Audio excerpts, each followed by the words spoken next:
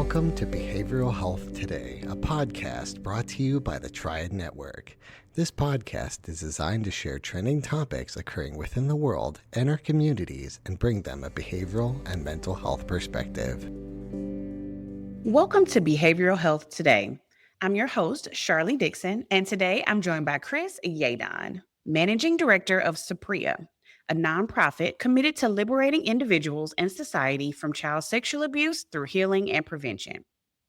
As Saprea's first employee, Chris helped launch the organization in 2015 and now leads its efforts to drive broad societal change on this critical issue. With a background in executive leadership across tech and healthcare, Chris brings both strategic insight and deep compassion to his work. He's also a sought-after speaker on topics like emotional healing, prevention in a hypersexualized world, and the power of community-driven change. We're excited to welcome Chris to the show today to explore how Saprea is confronting the silent epidemic of child sexual abuse through healing programs for adult survivors, prevention tools for families, and a collective call to break the silence, build resilience, and create a safer, more compassionate world for every child. Chris, welcome to the show. We're so glad to have you here with us. Hey, it's great to be with you, and thanks for having me. Absolutely. So, for our listeners who may not be familiar with Saprea, can you tell us what it is and what your team does to work with survivors of child sexual abuse? Yeah, so at Saprea, we liberate individuals in society from child sexual abuse and its lasting impacts. When I say liberate individuals, what that means is we focus on healing programs and services for adult survivors of child sexual abuse. When I talk about liberating society, that's where we focus more on our prevention work. So empowering parents and other primary caregivers to reduce risk of child sexual abuse for their children, as well as the broad societal awareness around the issue of child sexual abuse. Awesome. And I really like the terms that you use, liberating the community and healing programs. And so I'm going to come back to that a little bit later, but I always want to know how people got into the type of work that they do. So can you share what personally led you to this type of work and how your own story or maybe even some family experiences shaped your passion for confronting child sexual abuse? Yeah, I mean, as it goes, those of us that end up doing this type of work, you look back and you see all the roads bringing you here, but you don't necessarily see them as they happen. So for me, it really goes back to when I was a kid. I grew up next to an orchard. It was grandpa's orchard. And I'd spend a lot of time out there. If you can imagine a little kid, barefoot, bare chested, Mhm. just kind of rolling around, really having maybe that sense of idealism growing up without a care in the world, latchkey kid.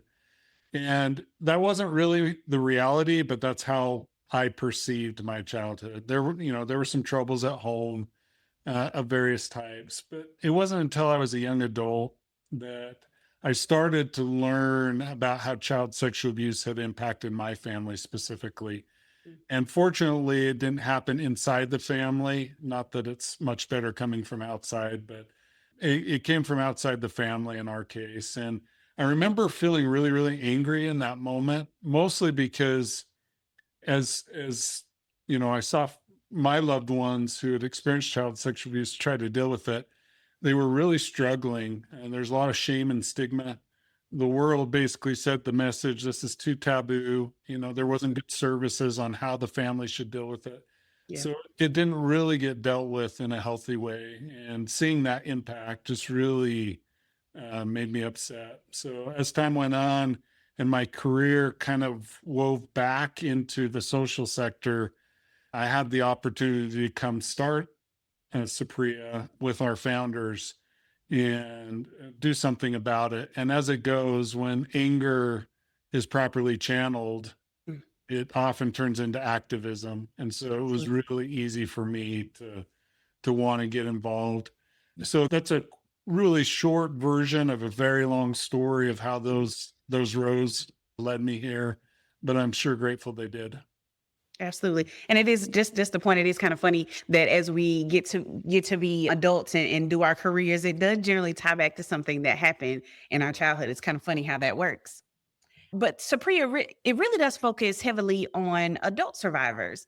And as a social worker, I've worked, in multiple areas, child protective services, working in this public school system. So I've seen the children's version of child sexual abuse, but not necessarily how to assist and how to heal adult survivors. So this is a group that's often overlooked. Why is this population so important to your mission, and what types of healing tools do you guys provide? Yeah, I mean, you brought up such critical points. First of all, they are overlooked. Adult Mhm. survivors of child sexual abuse are overlooked. And what happens is most survivors of child sexual abuse do not disclose during childhood. So some of the groups you worked with, whether it was a school system or CPS, they don't even get the opportunity to help Right. Yeah. most survivors because most survivors don't disclose. And there's lots of reasons for that. So you have this enormous population of people that experienced harm and they've had to kind of go it on their own. And as it goes, if trauma is unresolved and continues to work its way through someone's life, they can develop symptoms, most commonly post traumatic stress symptoms. So you have this large population of adults that are dealing with post traumatic stress symptoms.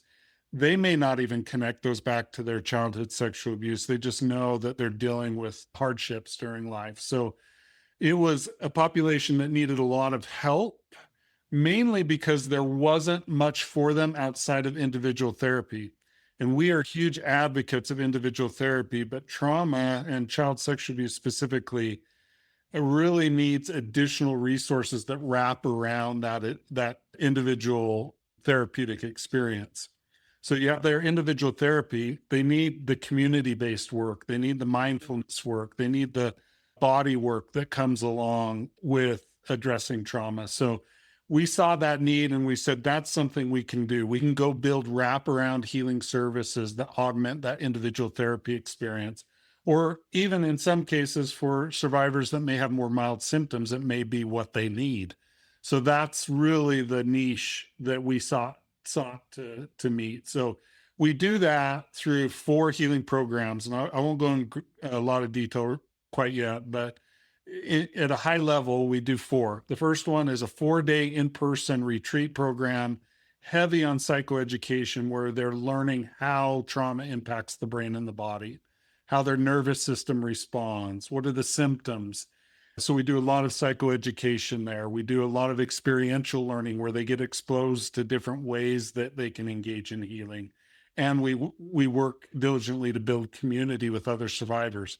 For many of them, it's the first time they've ever met, well, not actually met somebody, but known that they met somebody that was a survivor of child sexual abuse. So it really normalizes that experience for them and helps them not feel so alone. So that experience is tremendously helpful. Similarly, we try to achieve the same goals through 3 other experiences. So we have peer-led, peer-run support groups. So by survivors, for survivors, 27 weeks of curriculum that they can go through as a support group in person or virtually or hybrid. We also have a half-day workshop where survivors can kind of dip their toe in the water and learn about trauma and how trauma impacts, specifically child sexual abuse trauma impacts the brain and body. And then lastly, we have 17 symptom-based modules. So a survivor can go look by symptom they're experiencing. And this is all on our website and receive both education and resources very specific to that symptom. And for our clinicians in the audience, we've actually had more and more high number of clinicians that are using that particular service in their treatment planning because they're high quality resources that are symptom based that can be very narrowly focused for how their client may be presenting. So that's how we address it. Very nice. I like that there's some diversity in how the programs can be accessed. I know you guys are in Utah, and so for us that are in different parts of the country, I wondered when you first started talking, like, how can we connect clients, patients to, to this level of work? Because again, I haven't, seen it addressed with adults, and so I can really appreciate that there is that online component for, clinicians to use, for survivors to use as well. One of the quotes that I saw is that trauma happens in isolation, but healing has to happen in a community type of Yeah. setting. So I can really appreciate that you guys' retreats and support groups really provide a community for folks that don't necessarily know that they even needed one. Yeah, it makes a huge difference. And when we look at the research, we've been researching since 2018, our programs pretty extensively. Community is all our participants cite as the most instrumental part of the intervention for them. So when we talk about post-traumatic stress symptom reduction or coping efficacy improvement for these clients, when we ask them why have things changed for you, Mhm. and almost always cite their communities. And each of these cohorts, we've now had over 6,000 women from all 50 states and 12 countries come through that retreat program. And the half day workshop, they've come from 42 countries. And when we kind of say, what's the difference? What's making a change for you? It's the community they build with these other survivors, and they stay in contact with them long after our part of the intervention, and they support one another That's awesome. actively in their healing journeys. That is awesome. That's awesome to hear. So I know you guys also work not just in the healing side, you also do a lot of prevention work as well. So Chris, I have two sons, 11 and 5. And so we are getting to the age where we are seeing things, people's families have different things, and they're going to other people's houses for stuff, and I cannot protect them. So from the parent side of this, I know a lot of parents have this mindset that this could never happen to my child. I'm doing everything and they're just going to be great. How, one, do we overcome that? And then also, as a parent, how do we educate ourselves to be able to have those conversations with our children? Yeah, so let me first address kind of the perception you talked about, and then we'll talk about how do we tackle it. So the perception of, yeah, I feel pretty safe in my community, my neighborhood, my school, whatever it might be. I don't think it's going to happen here, is really, really common. Yeah. And it's that perception is reinforced because by the stigma associated with child sexual abuse, that when it does occur, people rarely talk about it, even people that are close to us. Mhm. So there's a principle, and this is a really important principle to social movements in general, but child sexual abuse specifically, referred to as proximity. And this is where it's really important in any type of movement to break down those stigmas and have people with lived experience share their stories. That's the quickest way to erode at a perception that isn't actually true. So if we go to the actual statistics, and these aren't cherry picked, these are well researched, well vetted over many years. 1 in 8 children in the United States will be sexually abused by age 18. So when you think about 1 in 8, you can't otherize the issue. You can't say, oh, that's some other children, some other community. It happens in every community, rich, poor, faith communities, non-faith communities. It just doesn't matter. It happens everywhere. And certainly some groups are more disproportionately affected by others, but we should not think this is an other problem. This is not an inner city problem or a rural problem. This is not a problem with people of color only. This is a problem for all races and ethnicities. It is happening everywhere. So that issue of proximity, what it does is when people start sharing their stories, it actually brings the issue close to home. So let me just share my experience. When I first started working in the social sector, I knew about some people that had experienced it. But when I specifically started working in child sexual abuse, I had people I'd known 10 years, 15 years, 25 years disclose that they were survivors. These were people that were close to me, people I considered to be some of the closest people in my life. Yet it's so stigmatized they didn't share with me. That's when those stats became alive for me. And this is true of anybody that really engages around this issue. Immediately you'll have people in your close circle start disclosing, and it will feel proximate. And then you can no longer otherize this issue. So that's kind of the perception issue. The second part of your question you asked is, what do we do for parents and caregivers? it is all about risk reduction, not risk elimination. To eliminate risk, we will cause other harm to our kids. We would have to wrap them in bubble wrap, be with them every second of every day. And that has its own drawbacks and harm associated with it. So it's not about paranoia. That's not what prevention is about. It's about awareness, education around what the risks are, and being intentional about reducing those risks for your kids so that they can have a healthy, happy, full of life upbringing where you behind the scenes are intervening to reduce some of these risks for them. Got you. Got you. And so digging a little bit deeper into that piece, for me, trying to have the conversation it's the hardest of the stuff. I probably could come up with all great things to say, but just kind of overcoming that awkwardness to start those conversations. Does Saprea have any tools to help parents with that? And what does that look like? We do, kind of. We have some great tools. But overcoming the awkwardness, we also have a saying, embrace the awkwardness. Because even with great tools, it's still going to be there. And so it's one of those things where, we as adults, we just have to be the adults and we have to say, hey, this is awkward and it's part of the deal. And I'm going to embrace it and do it anyway, because it's worth it to protect my kids. So the tools won't eliminate the awkwardness, but let me give you an example of one tool. One of the ways we can reduce risks is having age-appropriate sexual health discussions with our kids. One of the biggest reasons that kids don't disclose unhealthy behaviors, say grooming behaviors or patterns, is they don't have words for it. They don't know how to describe it. They don't know what's normal, what's abnormal. In fact, many survivors of child sexual abuse don't even recognize it was sexual abuse until they get older. They just thought that was what happened. That was part of life.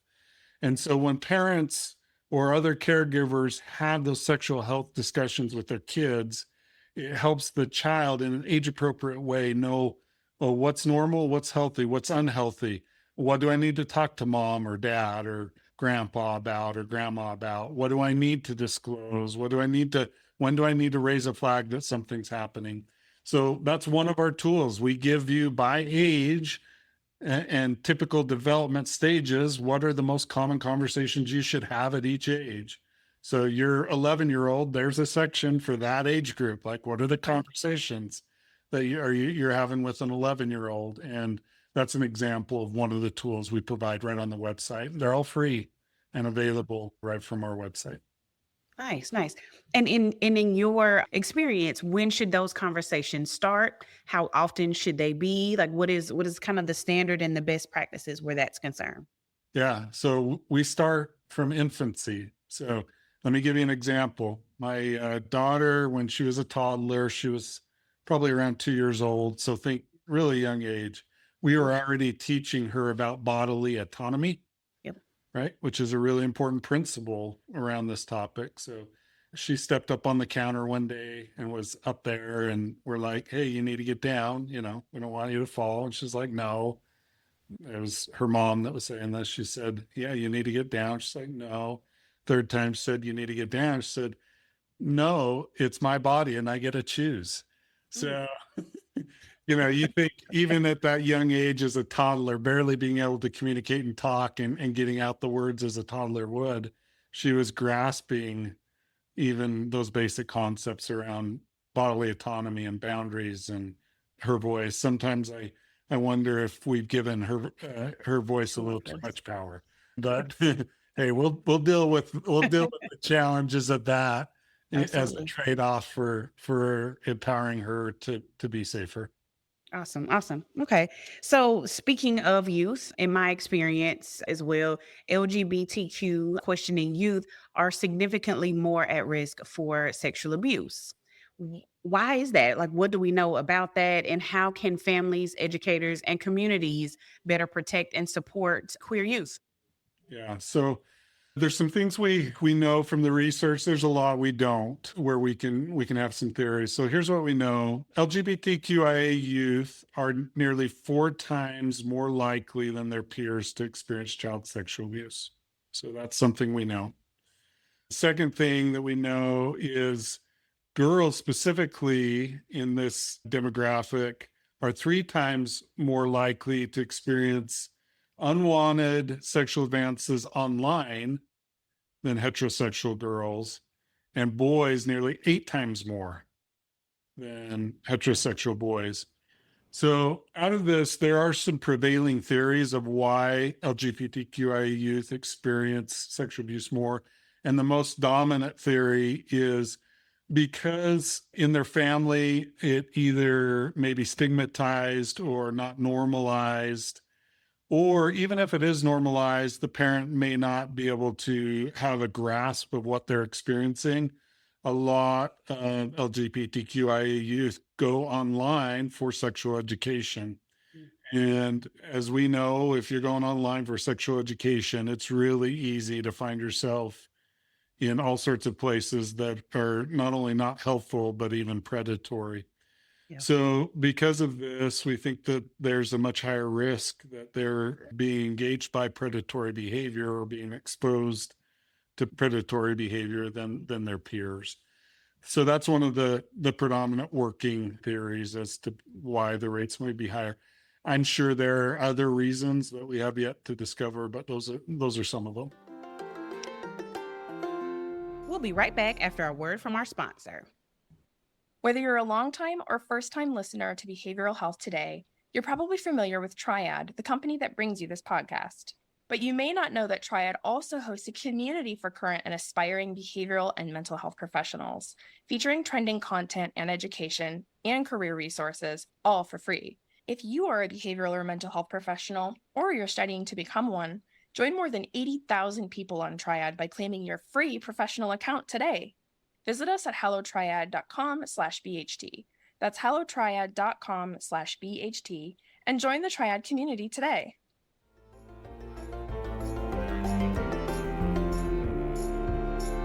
Gotcha. And how would you suggest to families, educators, even communities at large, how can we better support and protect our youth? Yeah, I mean, talking about LGBTQIA youth specifically, just to kind Yeah. of finish that, I'd say it's in the best interest of the parent to resource around sexual health specifically. And that can be you getting educated and being that resource. It can be you bringing in someone trusted to help with that. I know, for example, in our local area, there's a great nonprofit that is exceptional in working with the family for these very types of reasons and issues to help reduce risk for LGBTQIA youth. I mean, more generally to the entire population of youth, how do we engage? We encourage parents to learn the top 5 ways to reduce risk. And those are all available on our website. I won't go into all 5 now because they each require an explanation, but I'll just give you one example. One of the examples, the top 5, is teaching our children how to set, hold, and respect boundaries. So if we look at just that one, Yeah. when a child's being abused, there's almost always a power differential. If they don't understand what a boundary is, they're less likely to raise their hand to their parents saying, someone's doing something I'm not comfortable with, which allows the parent to intervene early. Or it allows the child, depending on the child, to set their own boundary. Perpetrators don't like risk. So even mild boundaries set by children, a perpetrator will often move on because they see it as a high risk situation for them. So just that one thing. And then we talk about respecting boundaries. If we look at half of the issue of child sexual abuse is minors on other minors. But if we look really narrowly at the ages of 14 to 17, it goes as high as 70% of abuse during that time period, those teenage years, is minor on minor. So in that case, it's about setting, holding, and respecting boundaries with our peers. And it's as much for like me as a parent to help my kids know how to set and hold boundaries as it is to teach them to respect boundaries, because I don't want them to harm other kids sexually. Right. Just as much as I don't want them to be harmed. So we have to look at it from both sides. Gotcha. Okay. So just in my experience working with adults who, have or are survivors of sexual abuse when they were younger, it generally is folks that may have been incarcerated, women of color, maybe even those with disabilities. They're all just groups in general that, have elevated risk of trauma in general, but most definitely child sexual abuse as well. In your experience, what types of patterns are you guys seeing across these communities? And then how are you tailoring healing programs to meet those unique needs? Yeah. So let's talk about disabilities first. Children with disabilities are about 3 times more likely to experience sexual abuse, Mhm. especially those that have communication disabilities Yeah. are at higher risk. When we look at, I'll just say racial minorities in the US, the CDC in 2023 did a report that said racial minorities experience higher rates of child sexual abuse than the national average. So they're a couple percentage higher. When we look at specific races or ethnicities, that ranges a little bit. So, as an example, if we looked at American Indian or Alaska Native, 18.8% of that particular group is at risk of child sexual abuse by age 18. So, now to your question, how do we intervene or what do we do with these populations that may be at higher risk? Saprea's approach is to recognize cultural competency and to work through partners for that cultural competency. So we have a lot of things that are self-service. If they want to come to the retreat, come regardless of race or ethnicity, or if they want to engage in our workshop, come. But we also simultaneously work through community leaders that have the cultural competency that we may not have. So one example would be our Hispanic or Latino community. Second generation, they come and participate in our resources broadly. But when we look at first generation, that first generation that immigrated here, they're really hesitant to engage in our services. So we've worked with community leaders to help us know where we should meet them. And those community leaders have given us guidance on which of our programs are most appropriate. And we've emphasized those programs to those specific communities. In the case of the Hispanic or Latino community, the healing workshop giving virtually was something that worked and that they felt safe in. So that's where we met them. So it's about meeting them where they're at, using those in the community that have the competency to help us know where that should be. Awesome. Awesome. I want to kind of go back just a little bit and talk about the survivors themselves. You mentioned that symptoms may come through looking similar to post-traumatic stress disorder.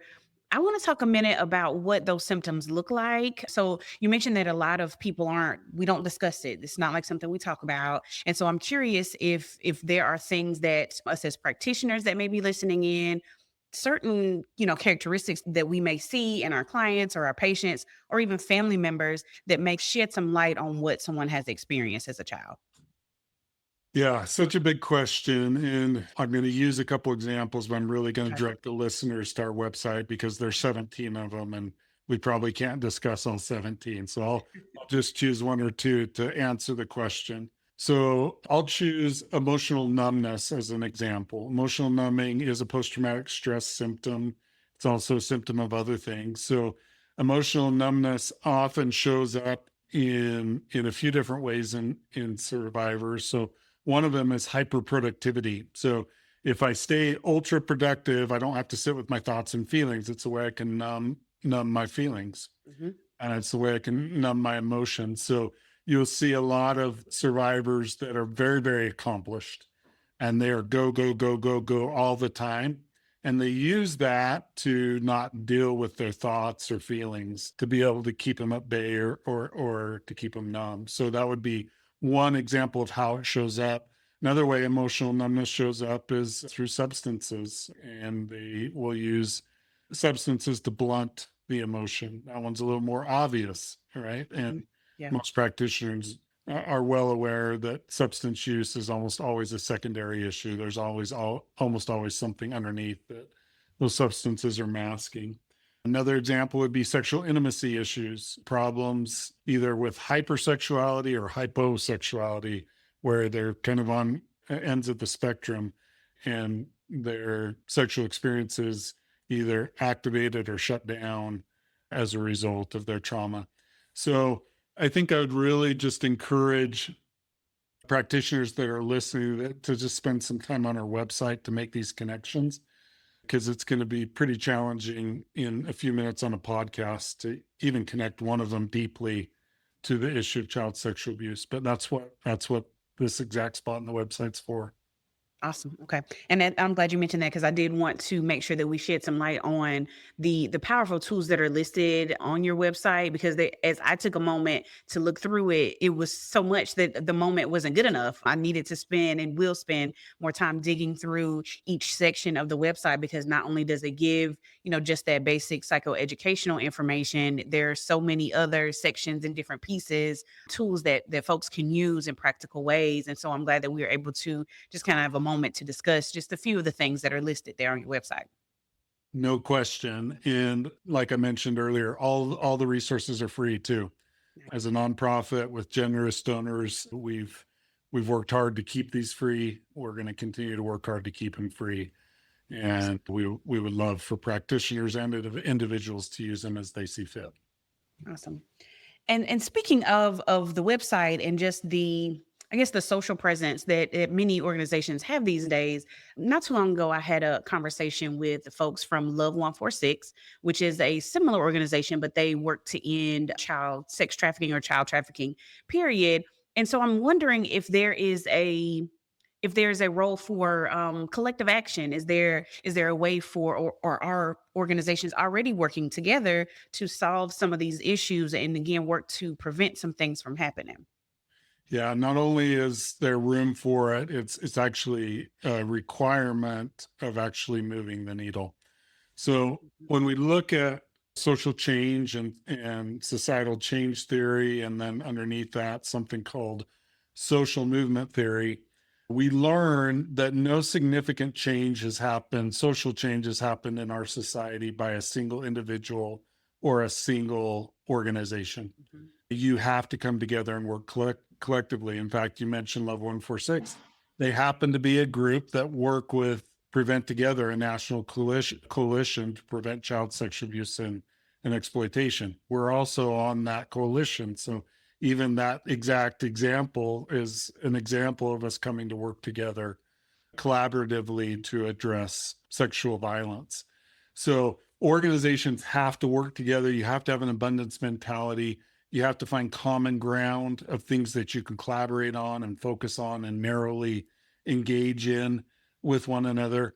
That's the only way change will happen. Any of these social organizations that say, I have the solution and it's my solution and this is the way and everybody needs to get behind it, will never create the change necessary to move the needle. It just doesn't work that way. History has taught us over and over again that the collective action, collective impact that comes from that collective action is the only way to actually move the needle on society. I completely agree with you. And I would be remiss, and I hate that I didn't bring this up sooner. I just kind of caught the dates. I mentioned in the intro that Saprea was created in 2015, and it is now 2025. So congratulations on 10 years. That is amazing. Thank you for your work to the community. Hey, thank you. It's a big milestone. We sit in that really uncomfortable place of being really pleased with what's happened, but not satisfied. Yeah, and we've got to be able to hold both of those at the same time. Some great things have happened, but we've got a long ways to go. Absolutely. And so speaking of that, what is next? It's all about scaling right now for us. That's what we're focused on. So in our first 10 years, between our prevention and healing programs, we had 30,472 people in seats participating in programming. So that's what happened in the first 10 years.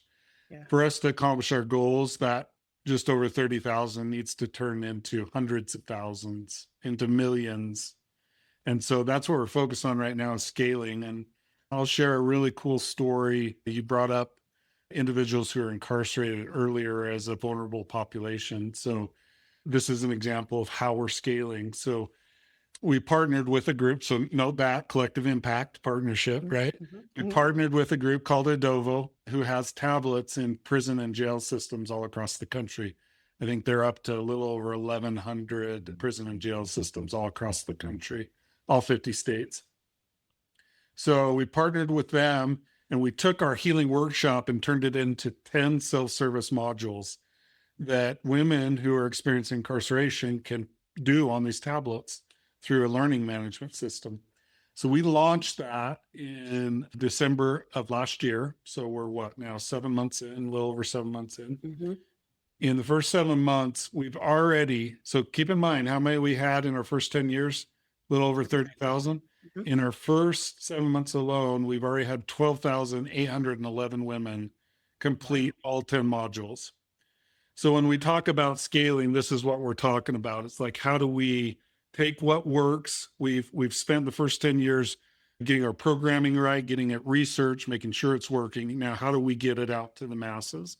And partnerships and collaborative work, like our partnership with Adovo, is a great example of how that happens. I mentioned the 12,000 that have done all 10 modules. We have 26,591 that have done at least one module. Wow. So that's how you scale. That's how we plan to scale, through partnerships. So, organizations that are listening to this, there are some out there that I'm sure we should partner with that have large audiences, and in those audiences are survivors of child sexual abuse. Those are the type of partners that we're looking for to get our programs and services out to them in a way that's meaningful, that helps them fulfill their mission and helps us fulfill ours for mutual benefit, and ultimately for the mutual benefit of the survivors that are looking for these services. Awesome. Thank you. Thank you.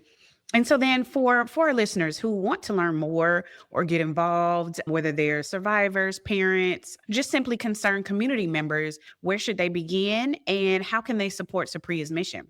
Yeah. So Saprea.org is the easiest way. There's lots of ways you can get involved there, anywhere from donating financially to volunteering to partnering, right? Those are the easiest ways to do it.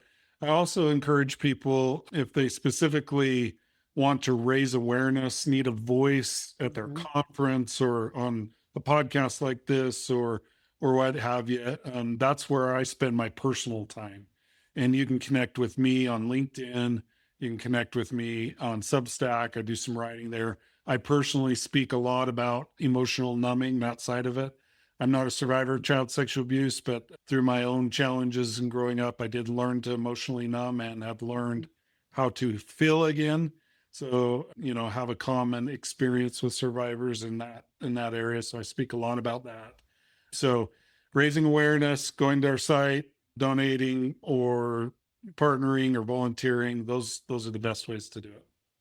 Awesome. Awesome. Well, Chris, I have really appreciated you speaking with us today.